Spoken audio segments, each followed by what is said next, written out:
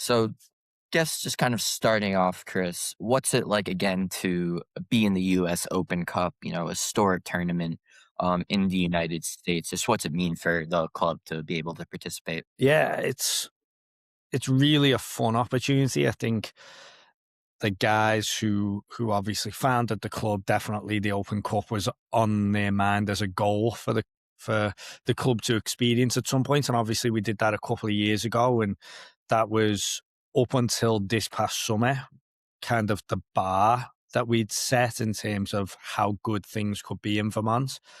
At that time, we felt the Open Cup game against Lexington was the best atmosphere we'd ever experienced. We felt it was kind of the pinnacle of Vermont soccer at that point. Now, little did we know that really quickly UVM were going to change the pinnacle to a national championship, and then we did that ourselves. And so the Open Cup, while still special, I think was maybe a little bit surpassed by some feats by both UVM and us. But it's still really special, to be able to play a professional team in Vermont, to be playing in March, when we don't really have a team, we're not able to train, we're not able to do anything really. It adds to the excitement really, because it's absolute chaos at the moment trying to get it all sorted. But such a special competition, so much history. I'm a big believer in open systems and, the opportunity for teams to punch above their weight. And, we see all over the world the magic, and we've seen it in England this year in the FA Cup, some of the unbelievable stories that have happened. And we want to be a story in ourselves as well. So really excited, such a great opportunity for everyone associated with the club, and also for the community to be part of such a big game. Chris, when did you find out that you were going against Hearts? And was it immediately that you knew that you were hosting, or was there a little bit of in between? Because I imagine you want to host this game. Because talking to Bobby, it's basically a showcase. Like everyone's going to be saying, "Hey, this is going on Vermont," and it could have been in Portland, but it will be Vermont. Yeah, I can't remember when we found out. We found out way before the announcement for sure. But even before the actual draw, um, I don't want to say we knew it, but everyone was thinking this is probably going to happen for a bunch of reasons. Geography, right? And then obviously the narrative of this game is really cool because Portland are doing amazing things as well. So it seems like the club, I don't want to say there's a ton of similarities because we're both uniquely ourselves, and I want to make sure that's respectful to us, but also them as well. They're doing some things themselves. They're amazing. That are nothing to do with us, but I think we've both captured the community and captured an imagination. So yeah, this made so much sense. And a lot of people were asking, like, you're going to be playing Hearts of Pan, right? So then when we got the announcements, probably a few weeks before it went public, we felt we had a chance to host just because of how the Open Cup has gone in the last few years. It seems maybe the smaller team, in quotation marks, gets the home game. So yeah, we definitely wanted to host it. It's kind of funny because you watch the Hearts Pines games and you're like, oh, I wouldn't mind a bit of that as well. Would have been maybe fun of going there and having a go, but at the same time, a home game is, there's nothing like it, and the last time we played at home, we were winning the national championship. So we want to experience that type of atmosphere again, although it's going to be absolutely freezing. I'm sure it'll be the same. So yeah, couldn't be more excited because got a lot of respect for that club as well, for that team. They're a brilliant team. Love the way they play, love the way they coach. And I think it's a fantastic opportunity for New England to show that we are the hotbed of football at the moment. Yeah, and you kind of mentioned the overall growth of the game in Vermont, and I think it's evident. And there was over 10,000 ticket requests for this game. There's probably going to be a decent contingent of away fans, and even looking ahead, the women's team was able, I think, it was around 7,000 requests for their season tickets. I guess overall, what is your expectations for the atmosphere, and what's it like to be able to give the fans an experience, like you said, of having a professional team come to Vermont and to once again play in a packed Virtue Field? Yeah, I mean, I don't know what to expect. I'll be honest. The Vermont fans have never let us down. That's the first thing. Is like when we've needed something or we've needed that atmosphere, we've gotten it. When Lexington came 2 years ago, um, I wasn't sure what we were going to get because it was snowing, right? And what it does, the average person who doesn't follow lower league football in the US even know what the Open Cup is? Maybe not. I think they were educated around that time on what it is. But our fans and our community have never let us down. So I guess I'll put the pressure on them. I have high expectations of what we're going to see. It is going to be cold, but I think Vermonters like almost want to play into that of like, we're the only people in the country who come out in this weather.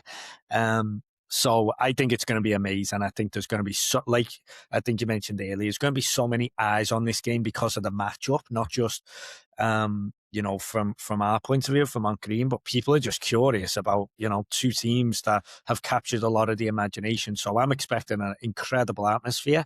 I want it to be a celebration of lower league soccer, but I also want it to be a hostile environment for Hearts of Pine too, because we'll need that help because they're such a good team. So it's going to be great. I expect our fans, they've got a lot to live up to with the Tifos after the playoff run. So I know a lot of people are like, what are they going to bring out now after the Bernie Bale and that? So I think expectations are high, so I'm sure they can live up to them. First, can you just talk about what's it like to put together a roster? Because obviously you're a summertime league. How are you bringing these various pieces together? And then also tactically, I mean, last time it was all about set pieces. Is that just what, hey, we're here for a few days, we're training. So how can we maximize our opportunities, set pieces? Like, how do you build a team and build tactics going into this game? Yeah, obviously the hardest part, to be quite transparent, we get 3 days of training and only one of those days has every single player there. So it's a really hard task putting the squad together. Obviously, the event in itself, the chance to come play for Vermont Green after who, we don't want to be arrogant, but we're national champions now. So people, they want to be part of that. They want to be playing a virtue in front of these fans. The opportunity to play in the Open Cup against Hearts of Pine. So many people want to do it, but can they? That's the question. Can they do it? Can we get them away from their other obligations? Are they already playing for someone? Do they have games? And we've run into that a lot. And then there's travel. Can we get you here in time? Can we afford to get you here in time because flights are expensive and things like that? So it's been really difficult. So many moving parts. The roster is actually still evolving right now. We're still trying to figure that out. We've got the core of it, but still trying to add some pieces. And you're also trying to make it balanced. You're trying to get the right profile for this style of game. We're in USL2, we're usually the protagonist, the dominant team, but we're going against a really good professional team who's been in preseason for 6 to 8 weeks. So we know we're probably going to be under pressure in this game. So we got to build a little bit differently. And yeah, you're right. You got to, when you've only got 3 days of training, you've got to prioritize. You can't cover everything. So yeah, last time, we had a big team. We had really good set piece delivery, Nick Locherman, Zach Barrett, people like that who were just built for set pieces. This squad's a little bit different, so I don't know if that's the focus this time, but you're right. We have to pick and choose exactly what we can cover, because if we try and go through everything, we won't get anywhere, to be honest. So yeah, it's such a difficult task. We'll have talent. That's not the worry. It's, can we get the talent performing together in a cohesive nature in such a short period of time? And that's what we're not always sure of. Yeah, and speaking of the roster, obviously already have some announcements, and talking about being under pressure. Probably great to have a guy like Nicholas Hertzeg. Just what's it mean to have someone like him back, and then maybe looking further up the field, have a guy who I believe was on the Herman list, David Ajagbe, coming back. And finally, I'd be remiss if I didn't ask. I think my podcast host on United and Green wouldn't let me down. There's a certain former Seacoast United player who's seemingly posting about playing. Would love to hear your thoughts, even if it's in the hypothetical sense of potentially having Marcos Dos Santos play for the Green. Yeah, what I can tell you is, of all the people you just mentioned, not all of them will be here. All right, so I'll tell you that those announcements that have been coming out are for the summer, not for the Open Cup. So, Nicholas, yeah, we have Nicholas, and the idea is always go get the best player in their position in the country, and I believe that is Nicholas. We all believe that's Nicholas, not just for his goalkeeping ability, but his leadership qualities, his understanding of the game, fantastic person and presence. And he was obviously a catalyst for last summer. again, in a game like this where we expect to have moments where we're under pressure and we have to survive some things, you need a good goalkeeper, and I don't think many come better than Nick Herzig. So, like I say, there's still some evolving parts where we're trying to bring in the best players in each position that are available. They're not all available, but again, with Vermont Green, what we've experienced is we might have the best player available in a certain position, but we've also got the second best player available as well, because we've got Adam Pfeiffer at the end of the day, who I believe is probably the most creative, aggressive, best sporting director at this level. He's been able to arm me with such a toolbox to be able to do a lot with the team. So, again, we're still evolving. We're still not. There's still guys who are like, yeah, I'm hoping I'm coming, and we're trying to figure out travel. So I don't want to say someone's going to be there when they're not. But yeah, I still don't know who's playing. I got you. And maybe just quickly, with the growth of UVM, just how valuable is it to maybe be able to look at a talented group of players and being able to potentially, allow them to play for the Green in the Open Cup and not maybe have to worry as much about travel when you have guys who already are expected to be in the area come the fall? Yeah, that's usually a big thing if UVM win and, a big transition moment in their roster, right? With the change of coaching staff, a lot of players moved on from the past year to different schools. But we do have UVM players, don't get me wrong. And I'm a firm believer that we helped UVM become more successful, but they also had a major part in us being successful. I don't think one is more valuable than the other. We both help each other so well. When it was Rob and Adrian, and then it was Rob and Brad, great relationships that, we love what UVM players bring because they are unique in their way of playing. They bring something that I don't think many of the other players are able to bring, and it's because of the culture they have at UVM. And it's a winning culture, as we know. It's a winning mentality, the grittiness. And I go back to, the first couple of seasons when we had people like Joey Morrison and people like that, just like Danny Pacella, like just animals of competitors. And you look at this past season, Zelafro and people like that, who I know don't play at UVM anymore, but they've still got that UVM DNA in them to me. And having Adrian Dubois was probably one of the best things that could have happened. That guy is going to make. He was a big part of creating that mentality, I think, and he's going to continue it. So we love that relationship. It goes hand in hand. We're hopeful that the players that we're going to get from them for Open Cup will help us because they've done such a good job and they've had such good careers. So yeah, it's such a strength. But, it is also the hard part for us that, there's not many local players, right? They're local to UVM a little bit, but they're not local. So, we're looking at some other teams getting ready for the Open Cup and they can cast the net out the backyard and find a bunch of guys who played in MLS and USL and stuff like that. We don't necessarily have that. So it is an extra challenge. But again, Adam Pfeiffer is the guy for that challenge. So it's, but we do love having that UVM winning mentality. And you think about that Open Cup game 2 years ago when we won, Bazzini, Locherman, ZB, like all those guys. It was like, yeah, they knew they were winning that game because that's what they do. They just win. Chris, I'm curious, these Open Cup games, especially for the lower tier team, it can create really exciting moments. And I talked to Mikey Lopez, and he said that going up to Lewiston, Maine, and winning going to penalties and then winning in penalties, it was like where he realized that he still loves soccer, and they're banging on these old lockers and stuff like that. So I'm wondering, last year, can you bring us behind the scenes of when you get that win? Is there an excitement that happens in the locker room, a speech that happens in the locker room? Does that propel you to that undefeated season because the belief's a little bit more there? Or does it give you more national attention? Can you just give us a little behind the scenes of that moment? Are you talking about the Open Cup game a couple Yeah, of years ago? 2024 stuff. Yeah, sorry. Yeah, Yes. no, that's fine. Honestly, I think it was like, because and I know Portland are new too, but we're a young club, it was almost like just another step in our progression of like, okay, we were a playoff team at that time, but we hadn't won the division. We hadn't really gone to the final. We hadn't gone as far as we'd liked, but it was like we were still building. We were still learning USL too, and then we get the Open Cup, and it was like, okay, and then we won that game.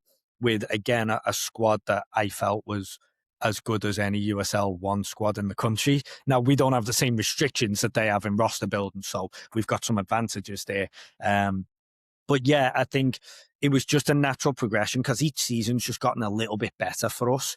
And I think the national championship season was just, I don't want to say a natural progression because it was so difficult, but we felt we were building towards that like pinnacle. We didn't know whether it was going to be 2025. It happened to be. But we felt it was going to come at some point because, again, we've got such a great club and the right people working for the club. So the Open Cup was a kind of a progress check along the way, if that makes sense, where we felt we were getting to certain levels. All right, let's check ourselves against a professional team. It was a good matchup for us, a team that really, it was a brand new team. They didn't have a lot behind them. We got them at the right time, to be honest.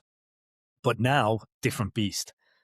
Portland coming off a strong first season, clear identity, clear coaching, kind of a bit of a consistent roster too, which is not normal at League One. A lot of the cores coming back, which, credit to them. It's because obviously they've got a good thing going. So we're anticipating, not that Lexington was easy 2 years ago because it wasn't, but we're anticipating a beast of a match in this one where we're going to have to have everything right to be successful. But yeah, this is another progress check, right? Can we now go against I don't want to say established because they're still young, but someone who did their first year the right way, to be honest. So it's another status check for us of how good are we and, where are we at? Yeah, and I mean, obviously, going into just any game, there's that desire to win, and having a U.S. Open Cup game where you're going up against a professional team, it's maybe even a little bit more increased. But when you're going up a team against Portland, like you said, there are some similarities. Obviously, we're in this moment where a lot of people are like, "Why isn't Vermont in USL League One?" Is there a little bit extra to this game to wanting to be like, there may be some similarities, but we can still be the better team on the day. Listen, I think at the end of the day, we're all in this because we're competitive. Being the Vermont Green coach for me is a little bit of trying to test myself at this level. I respect Portland Hearts of Pine so much that I want to beat them so much, if that makes sense. Not out of like they're not good or we're better, because I have so much respect for them. Like, I think I've got to be, as a coach and everyone else with me, we've got to be at our absolute best. And it would be a massive achievement for us to beat them. There's a New England rivalry, I think, for sure. And I think that's a healthy thing. I think it's a good thing, not out of disrespect in any way, out of total respect. I think it's good for the game. I think it's good for the culture. I think it's good for the fans. Like, we need a team that we want to be better than, And I'm sure Portland are probably thinking, like, we don't want Vermont Green getting all the attention in the summer. Like, we want to be the story. And then when they're getting the headlines, like, no, we want to be the story. And that, that'll make both of us better, healthy rivalry like that. So yeah, definitely want to be the team in New England. We're different because of different levels. And there's pros and cons for both of us in terms of, again, we've got a little bit more freedom over our roster building, but we also don't have anyone like who's getting paid and is a professional, and so there's things that both of us would say are better or worse for the other. But yeah, definitely really excited to pit ourselves against them and hopefully it's the start of a rivalry that lasts for several years. We probably won't play every year because we're at different levels, but I think whatever happens in this game, in the 2027 Open Cup, if we're lucky enough to be there, I'm sure one team or the other is going to want the other one again, right? And going to want another shot at them. So definitely it's good for the game. I think it's good for the culture. I think one of the things around Vermont Green that changed this year in the National Championship was we went from this happy-go-lucky environment to this hostile, we want to win environment. Which you've got to evolve to if you're a serious club. We don't want to be everyone's favourite club. We do in a lot of ways, but that only happens if you don't win. If you win, people start to hate you. And that's part of it, right? So when we were in the playoffs and our crowd got hostile towards your team, I'm like, yeah, that's what this game needs. That's what USL 2 needs. That's what soccer in America needs. We don't all need to be friends. We need to respect each other 100%. But there needs to be a rivalry of like, no, we don't want you to win. and I think that's good for the game. When I was talking to Bobby, he kind of mentioned that you guys are both kind of the darlings of, New England soccer, and maybe even nationwide. I mean, you're both on Unfiltered with Tim Howard and with Landon Donovan. You guys came first, and then obviously Portland Hearts of Pine is there. And you guys have mentioned, and ownership has mentioned the idea of one day making the jump higher up. Does seeing their success in League One make you want to get there a little bit sooner, maybe, and put yourself in those higher levels? Yeah, you look at Portland and yeah, we'd love to do that, but then you see South Georgia Tormentor and you're like, no, we're kind of all right Yeah, here. You know what I yeah. mean? It's a little bit volatile right now. It's got to be the right time. I think it's not something we'd ever rule out. And those decisions are way above my pay grade too.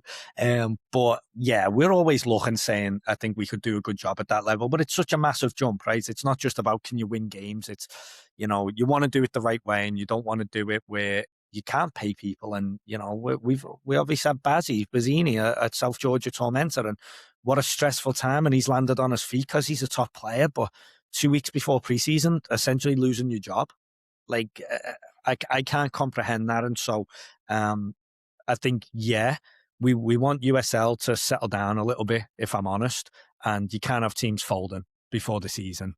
That's just, in my opinion, that's unstable. And obviously there's the labor stuff going on as well.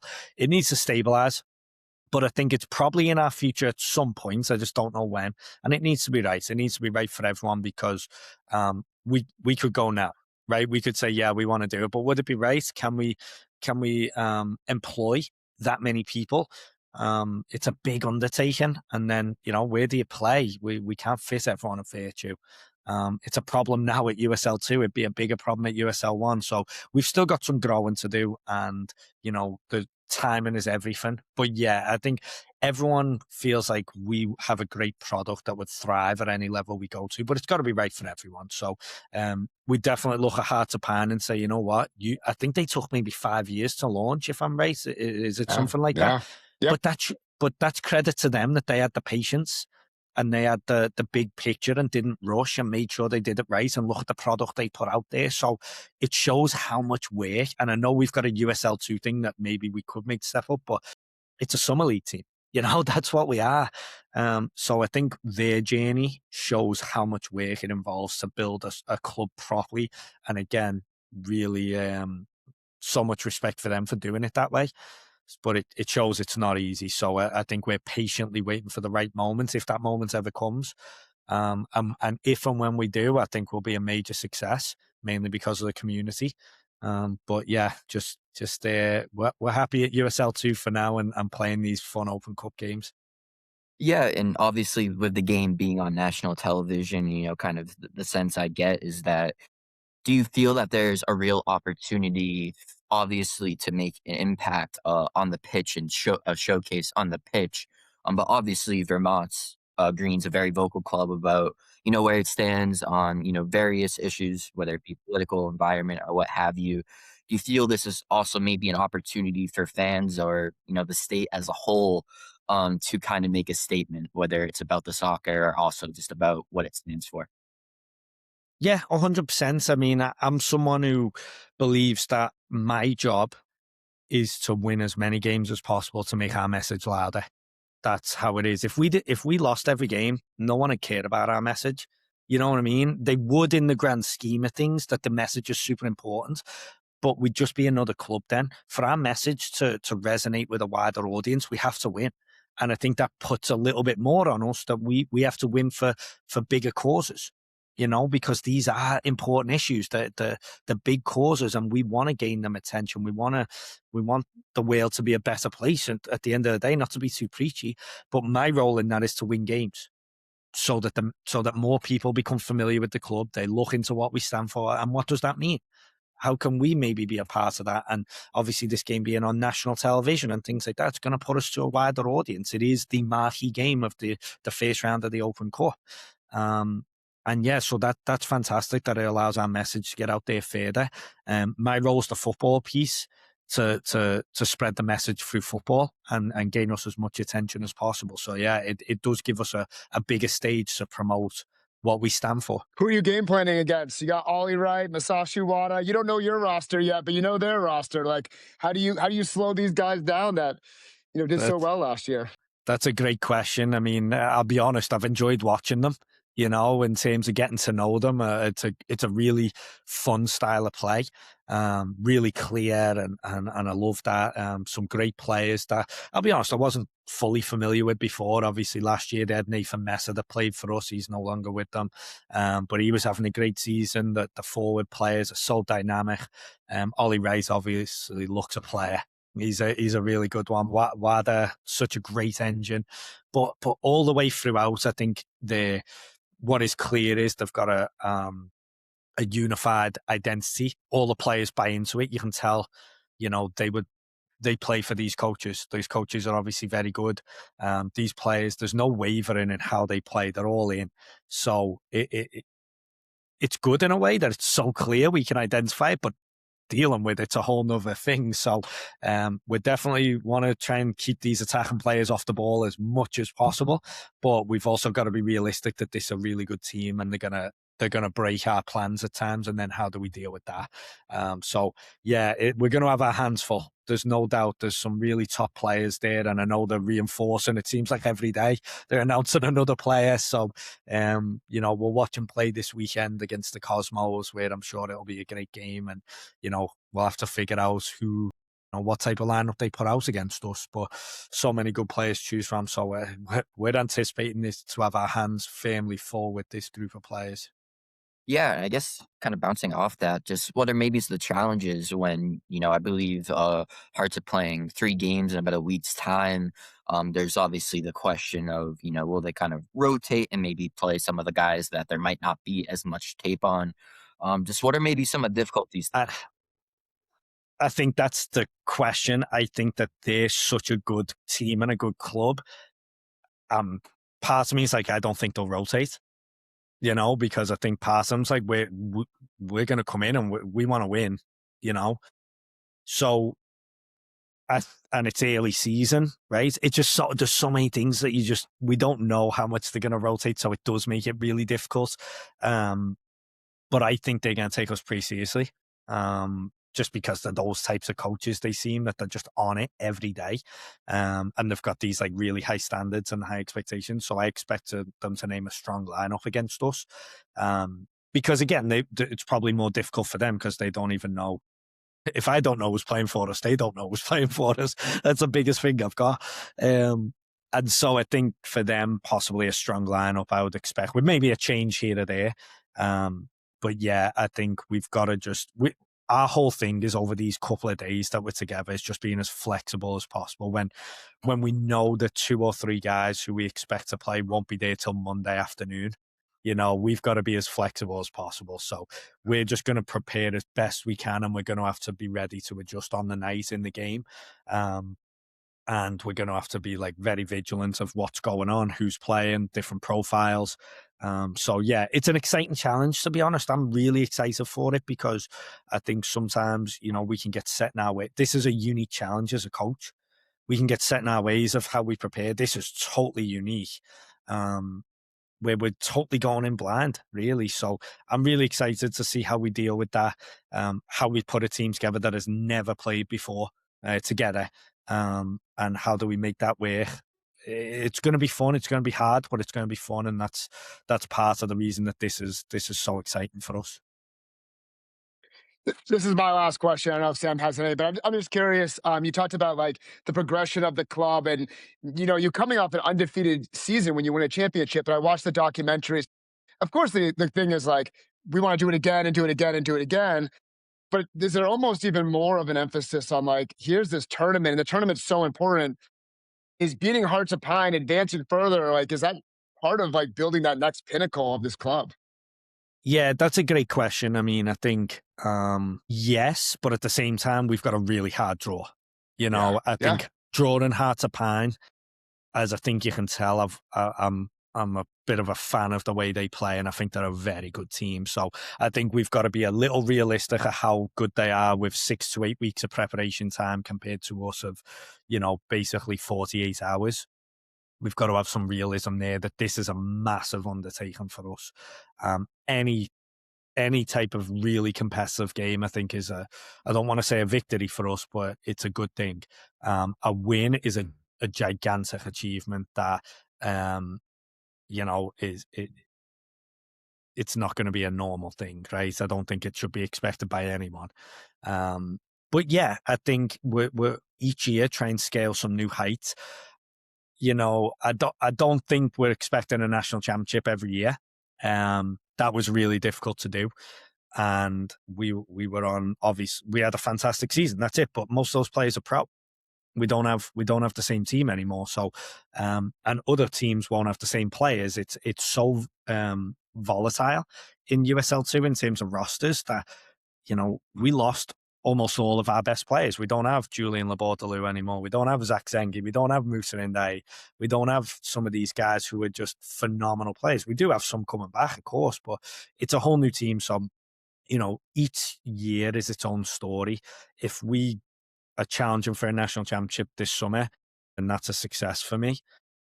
It's not a winner at all costs type of thing, because that's unrealistic. We were in extra time, we were in penalties, we were 2-0 down at Western Mass. All of it could have changed in an instant. So I don't think we're expecting that that's the norm. I would love to make it the norm. That's obviously my challenge of how do you follow up on this. But yeah, the Open Cup is, listen, I think again, it's not even going to be the same team as the summer. It's a patched together team. But yeah, if we can get past Hearts of Pine, I would say that, we must be really good because they're really good. So that would give us a chance to go further. But then the next game's like a few weeks away, and we probably won't even have the same guys then playing. So you're in the same boat. But yeah, it's just a lot of fun. Like, this is what you get for winning. And I love to win.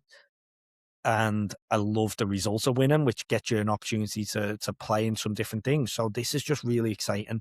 The fact that we can just play in Vermont in front of our fans in March, I just want to try and do that every year. If I can find a way to do that every year, regardless of if we win 3 US Open Cup games or 0 Open Cup games, as long as we have an Open Cup game, I'll be a really happy person.